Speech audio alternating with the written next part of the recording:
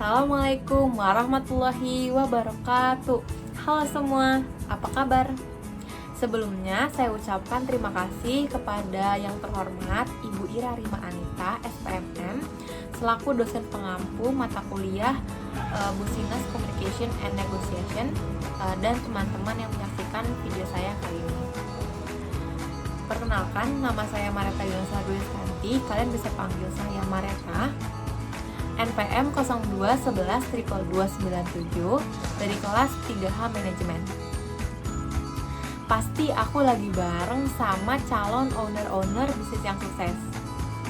Kalian lagi cari ide buat bikin merek produk bisnis kalian. Sini, aku ajarin.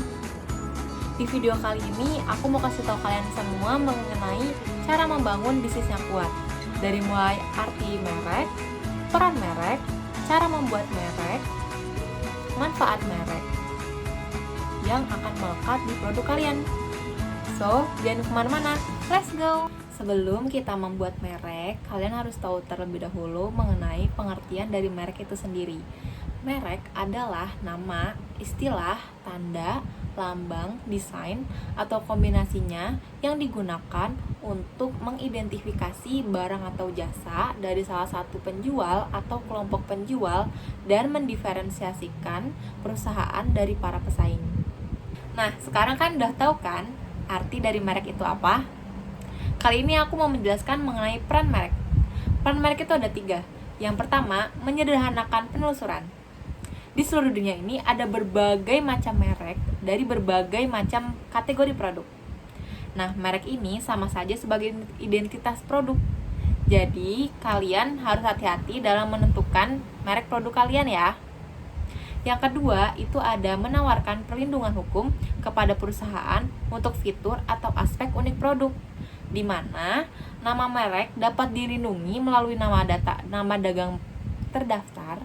Jika proses manufaktur dapat dilindungi melalui hak paten dan kemasan dapat dilindungi melalui hak cipta atau rancangan hak milik. Jadi nggak ada tuh perusahaan lain yang mengambil nama merek yang sama seperti kalian. Yang ketiga itu ada mengevaluasi produk yang tergantung pemerekan produk tersebut. Jadi nanti pelanggan dapat mengevaluasi produk sesuai dengan produk yang mereka beli. Nah, yang ketiga yaitu memiliki brand value, di mana ia mengelompokkan merek sebagai salah satu elemen dalam pembentukan nilai. Yang dimaksud dengan memberi nilai kepada pelanggan dengan menguatkan pelanggan dari brand equity, di mana konsumen mampu untuk mendapatkan informasi secara benar dari produk untuk merek tertentu yang diinginkan. Selanjutnya, informasi yang dapat dijadikan suatu pegangan dalam proses pembelian, sehingga konsumen tersebut mempunyai rasa percaya akan produk dari satu merek ini, dan pada akhirnya akan tercapai suatu kepuasan konsumen terhadap produk kalian.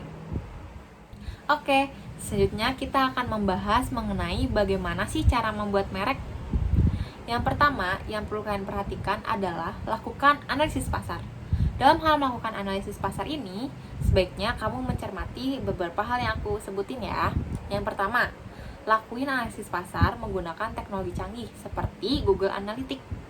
Yang kedua, pelajari berbagai macam hal yang berkaitan dengan target konsumen dan dengarkan dengan baik apa sih yang sebenarnya mereka inginkan. Yang ketiga, pelajari segala hal yang relevan dengan konsumen. Yang keempat yaitu lakukan survei kecil mengenai target market kalian. Tanyakan kepada mereka tentang brand yang bagus seperti apa sih. Nah, yang kedua yaitu memiliki positioning yang tepat. Seperti halnya menjadi sesosok wanita dan pria, tidak bisa disukai oleh semua orang. Brand juga demikian. Jangan memaksakan semua orang buat suka sama produk kalian ya, apalagi brand yang masih baru. Maka dari itu, dalam hal ini penting sekali untuk membuat positioning. Membangun positioning adalah menempatkan semua aspek dari brand value secara konsisten sehingga selalu menjadi nomor 1 di benak pelanggan. Nah, yang ketiga yaitu memiliki brand value, di mana ia mengelompokkan merek sebagai salah satu elemen dalam pembentukan nilai. Yang dimaksud dengan memberi nilai kepada pelanggan dengan menguatkan pelanggan dari brand equity, di mana konsumen mampu untuk mendapatkan informasi secara benar dari produk untuk merek tertentu yang diinginkan. Selanjutnya, informasi yang didapat dapat dijadikan suatu pegangan dalam proses pembelian, sehingga konsumen tersebut mempunyai rasa percaya akan produk dari satu merek ini. Dan pada akhirnya akan tercapai suatu kepuasan konsumen terhadap produk kalian. Nah, sekarang kita akan bahas aspek terpenting dalam membuat merek, yaitu memilih nama bisnis. Aku membagi ke dalam dua aspek. Yang pertama yang boleh dilakukan dan yang kedua yang tidak boleh dilakukan. Pertama-tama aku akan bahas yang boleh dilakukan dalam menentukan nama bisnis. Yang pertama, harus relevan dengan bisnis. Seperti contohnya Shopee. Shopee ini adalah perdagangan online di mana nama mereknya itu Shopee, yang artinya berbelanja. Maka dari itu, merek yang kalian harus pilih adalah merek yang sesuai dengan bisnis apa yang akan kalian buat. Yang kedua yaitu mudah diingat. Yang ketiga, memiliki arti tertentu. Yang keempat, mengandung daya tarik estetika. Yang kelima, kreatif dan unik. Seperti contohnya Ice. Ice ini merupakan perusahaan yang menjual es krim.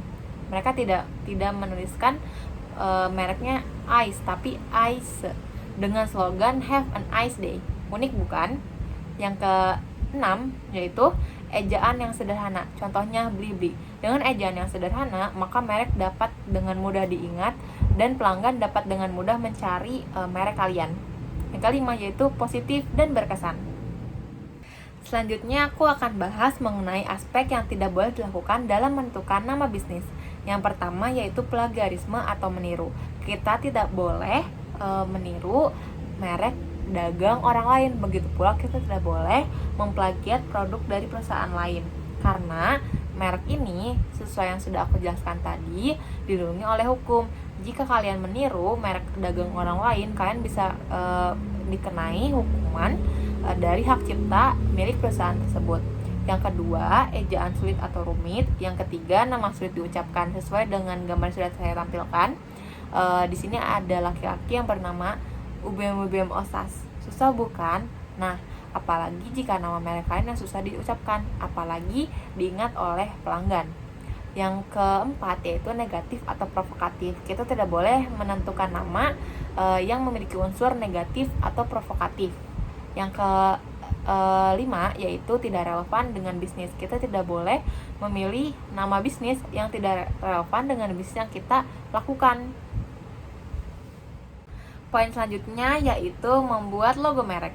Di sini aku udah menampilkan beberapa logo merek terkenal dengan jenis-jenisnya. Yang pertama ada abstract mark, ada juga mascot logo, ada combination mark, ada emblem logo, ada letter mark, ada pictorial mark, dan ada word mark. Nah, kalian bisa pilih logo merek kalian sesuai dengan panjang, pendeknya nama merek kalian, dan juga keinginan kalian. Baik, selanjutnya kita berada di materi terakhir yaitu manfaat merek. Yang pertama yaitu sumber keunggulan kompetitif, terutama melalui perlindungan hukum, loyalitas pelanggan, dan citra unik yang terbentuk dalam benak konsumen. Yang kedua, penetapan tanggung jawab pada pemanufakturan atau distributor tertentu. Yang ketiga yaitu sinyal tingkat kualitas bagi para pelanggan yang puas, sehingga mereka bisa dengan mudah memilih dan membelinya di lain waktu.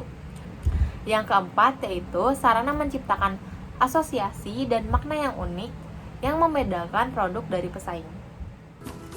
Nah, gimana teman-teman mengenai penjelasan pembuatan merek yang sudah aku paparkan tadi?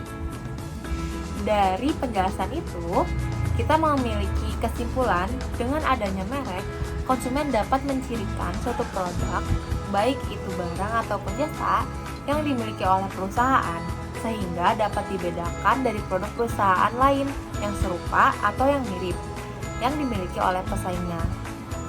Nah, ada kutipan dari Jeff Bezos yang berbunyi, sebuah merek untuk sebuah perusahaan seperti sebuah reputasi untuk seseorang.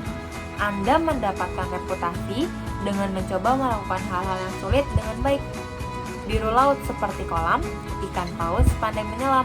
Dari lubuk hati yang paling dalam, saya tutup presentasi dengan salam. Wassalamualaikum warahmatullahi wabarakatuh. Bye-bye.